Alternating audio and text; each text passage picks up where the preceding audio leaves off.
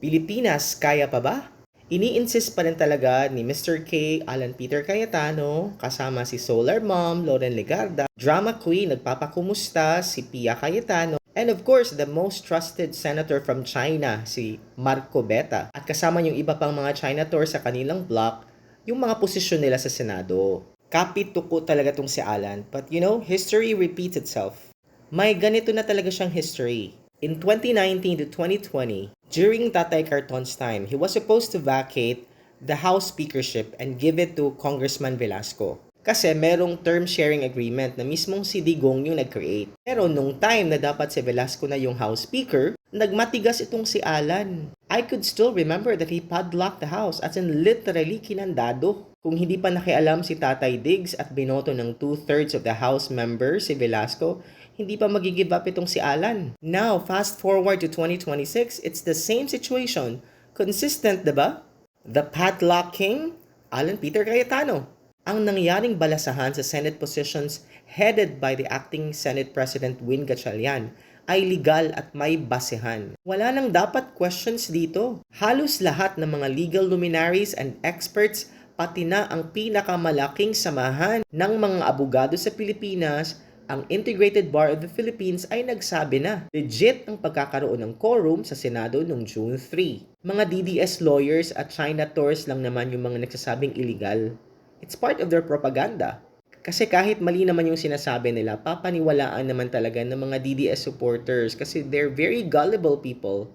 Na-explain na ito ng maraming lawyers, lawmakers, legal luminaries na 12 is enough to constitute a quorum. Kahit naman tayo na hindi expert sa batas, we can always read and understand the basis. According to former Senator Franklin Drilon, there are 3 things that's very important pagdating sa quorum. Number 1 is the Philippine Constitution itself. It's true na under the Philippine Constitution, hindi pwedeng mag-elect ng Senate President if there is no majority of all the members. Kaya nga, yung ginawa nila last June 3 is only to vacate all the positions, including the Senate President.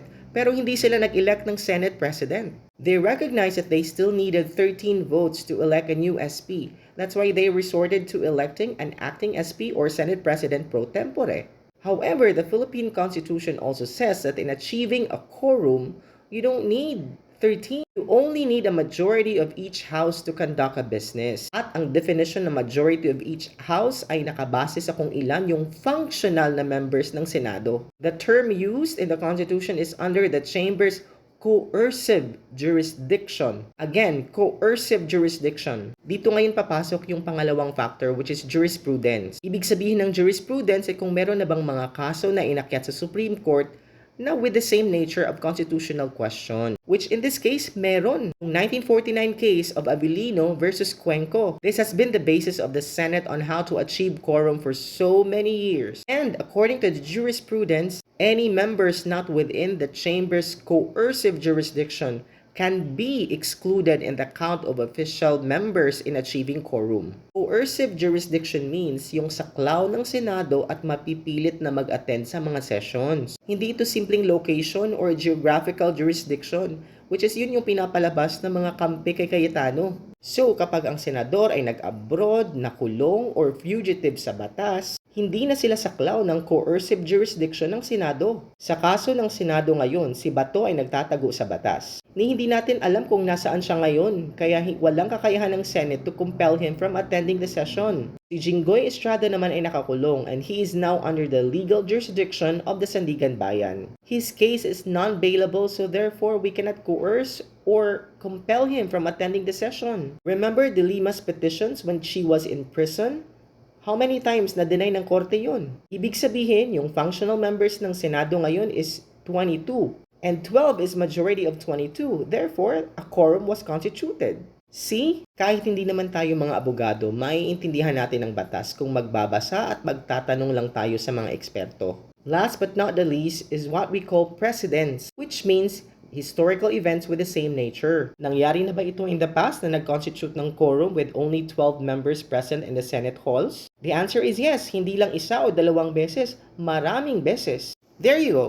See, maraming beses, hindi lang isa o dalawa. In fact, in 2015, under the former Senator Frank Drilon, nagkaroon ng quorum with only 12 senators present. Dahil 4 yung outside of the country at 3 yung nakakulong, including Jinggoy Estrada, Bong Revilla, and Enrile.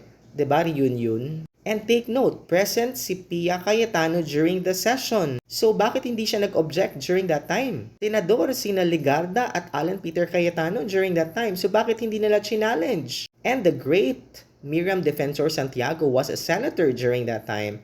But she recognized the quorum and she did not challenge it. Isa pa naman yun sa pinaka-eksperto sa batas. Again, many times na po na nag-declare ng quorum with only 12 members in the Senate. So bakit ngayon 2026 putak na putak itong si Alan Cayetano, Pia Cayetano, and Loren Legarda? Kung gusto nila, they can challenge this in the Supreme Court again. But I doubt kung babalik ta rin ng SC yung kanyang desisyon noong 1949. Again mga kababayan, 12 is a quorum and it's legal. Sana mas maging mapanuri tayo sa mga nababasa at nakikita natin sa social media and mainstream media at huwag hayaang maging biktima ng fake news at propaganda. Sa nakikita ko ngayon, may pag-asa pa ang Pilipinas.